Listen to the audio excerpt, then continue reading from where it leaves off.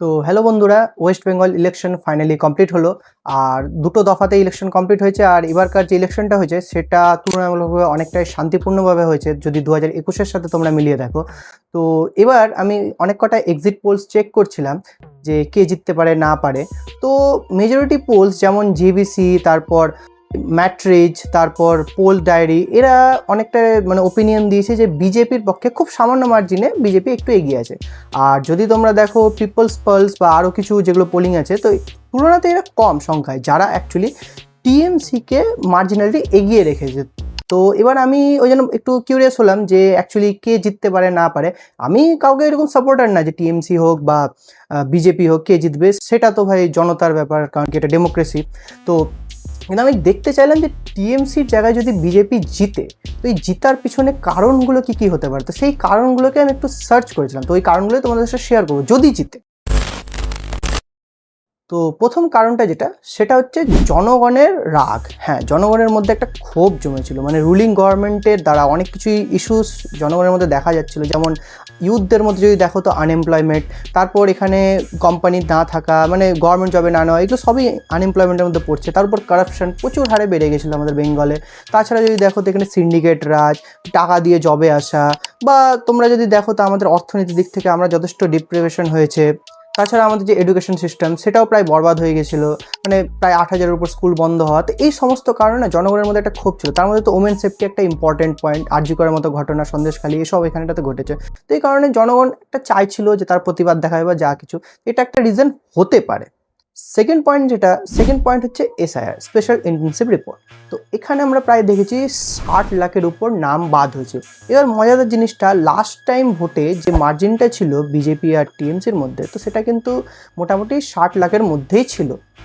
এবার এই নাম বাদ হওয়াটা কি একটা ফ্যাক্টর হতে পারে বিজেপির পক্ষে, সেটাও কিন্তু দেখার পয়েন্ট। তার পরবর্তী পয়েন্ট এটার সাথেই জড়িত, এবার কিন্তু ম্যাসিভ ভোটিং হয়েছে। অন্যান্য বার 80% বা তার ওপর নিচে এরকমই কিন্তু ভোটিং পার্সেন্টেজ থাকে, কিন্তু এবার ভোটিং পার্সেন্টেজ কিন্তু দুই দফা একসাথে মিলিয়ে দেখলে প্রায় 93% ওপর চলছে। আর মজাদার জিনিসটা এখানে যে 2011 সালে যখন কিন্তু আমাদের এখানে সরকার চেঞ্জ হয়, সেই সময় কিন্তু ভোটিং পার্সেন্টেজটা বেশি দেখা গেছিলো, প্রায় 84%।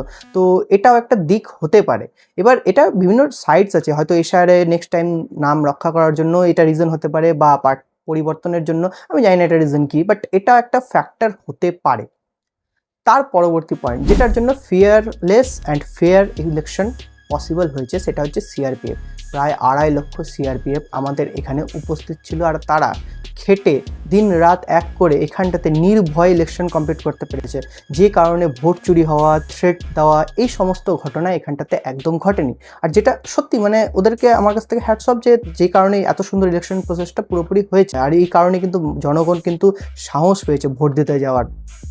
তার পরবর্তী পয়েন্ট যদি বলি, তো সেটা হয়তো কিছুটা কন্ট্রাডিক্টরি, বাট কমিউনিটি ভোটিং। এবার কমিউনিটি ভোটিং বলতে সাম্প্রদায়িক রাজনীতি বা যে জিনিসটাকে তোমরা বলতে পারো। তো এখানটাতে কি হয়েছে যে আগে এই কমিউনিটি বা যেটাকে ভোট ব্যাঙ্ক বলে এক কথায়, তো ভোট ব্যাঙ্কের কিন্তু পুরো সাপোর্ট কোনো একটা স্পেশাল পার্টি পেত। বাট এবার কিন্তু মনে হয় আরও অনেক পার্টি, যেমন আইএসএফ, এই পার্টিগুলো যে এক্সিস্ট করছে, তো এই কারণে কিন্তু এই ভোট ব্যাঙ্কটা কিন্তু কিছুটা হলেও ভাগ হতে পারে। আর লাস্ট পয়েন্ট যেটা আমার মনে হয় খুব ইম্পর্ট্যান্ট একটা পয়েন্ট, সেটা হচ্ছে ক্যাম্পেইন।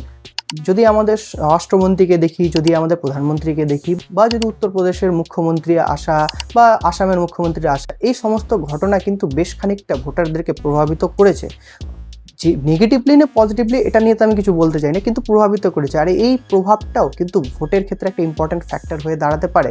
তো রেজাল্টে এখন দেখা যাবে কি হয় না হয়, বাট এই সমস্ত কারণে হয়তো বিজেপি কিছু মার্জিন হলেও পজিটিভ সাইডে যেতে পারে। বাকি তো দেখা যাবে, সবার ইচ্ছা কি হয়। তো জয় হিন্দ।